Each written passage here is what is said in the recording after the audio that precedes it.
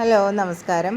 അപ്പോൾ നമുക്കിന്നൊരു സ്ലീവ് വെട്ടുന്നത് എങ്ങനെയാണെന്ന് നോക്കാം കേട്ടോ. ഞാൻ സാധാരണ വെട്ടാറുള്ളത് എങ്ങനെയാണ്, എപ്പോഴും നേരത്തെയൊക്കെ തയ്ച്ചുകൊണ്ടിരിക്കുന്ന സമയത്ത് എനിക്ക് മിക്കവാറും മിസ്റ്റേക്ക് വരുന്ന ഒരു രണ്ട് ഭാഗങ്ങളാണ് സ്ലീവും നെക്കും.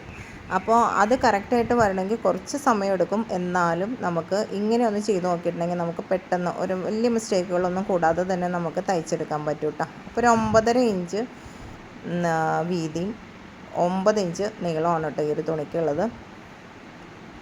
മടക്കി വെച്ചതിന് ശേഷമാണ് ഇപ്പോൾ നമ്മൾ ഒരു ഓപ്പൺ ഏരിയയിൽ താഴേക്ക് ഒരു 3.5 ഇഞ്ച് അളന്ന് അതിൽ സ്ട്രെയിറ്റ് ലൈൻ കൊടുത്തിട്ടുണ്ട് കേട്ടോ. 3.5 ഇഞ്ചാണ് അളന്നെടുത്തിട്ടുള്ളത്.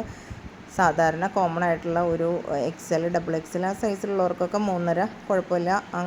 മുകളിലേക്ക് നമ്മൾ അവിടെ നിന്ന് നേരെ കോണായിട്ടൊരു ലൈൻ കൊടുക്കുക. അവിടെ നിന്ന് 1 ഇഞ്ച് ഇറക്കി മാർക്ക് ചെയ്തിട്ടുണ്ട് കേട്ടോ. അത് കഴിഞ്ഞ് നമുക്ക് അവിടെ നിന്ന് നേർപകുതി അളന്നെടുക്കാം. അവിടെ ഒരു മാർക്ക് കൊടുത്തിട്ടുണ്ട്.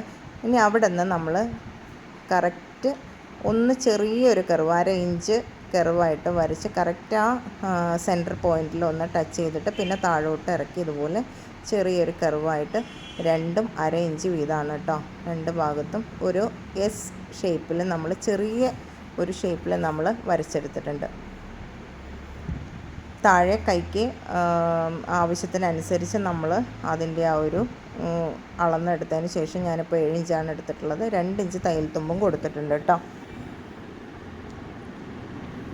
മാർക്ക് ചെയ്ത് കാണുന്നുണ്ടല്ലോ. അപ്പോൾ ഇതുപോലെ കറക്റ്റ് ഈ ഒരു ഷേപ്പിൽ നമ്മൾ എടുത്താൽ മതി. അപ്പോൾ എക്സ്പീരിയൻസ് ഉള്ളവർക്ക് പ്രത്യേകിച്ച് നമ്മളിങ്ങനെ അളന്നെടുക്കും, ഇങ്ങനെ വരയ്ക്കൊന്നും വേണ്ട. അവർ കറക്റ്റ് ഇങ്ങനെ തന്നെ വെട്ടിയെടുക്കും. അപ്പോൾ ബിഗിനേഴ്സിനാണെങ്കിൽ നമ്മളിങ്ങനെ ചെയ്ത് കഴിഞ്ഞിട്ടുണ്ടെങ്കിൽ ഒരു മിസ്റ്റേക്കും കൂടാതെ തന്നെ നമുക്ക് ആ സ്ലീവിൻ്റെ കറക്റ്റ് നമുക്ക് വെട്ടിയെടുക്കാൻ പറ്റും കേട്ടോ. അതുപോലെ തന്നെ നമ്മൾ സ്ലീവ് ആ സൈഡിലുള്ള ബാക്കിയുള്ള തുണി വെട്ടിക്കളയുന്നതിന് മുന്നേ നമ്മളിങ്ങനെ ഒരു മടക്ക് കൊടുത്തതിന് ശേഷം വെട്ടുക. അങ്ങനെ ആകുമ്പോൾ പിന്നീട് നമ്മൾ മടക്കി തയ്ക്കുമ്പോൾ കറക്റ്റ് ആ ഒരു ലെവലിൽ നമുക്കത് മടക്കി കിട്ടും. അവിടെ ഒരു ടൈറ്റ് വരുമോ ഒന്നും ചെയ്യില്ല.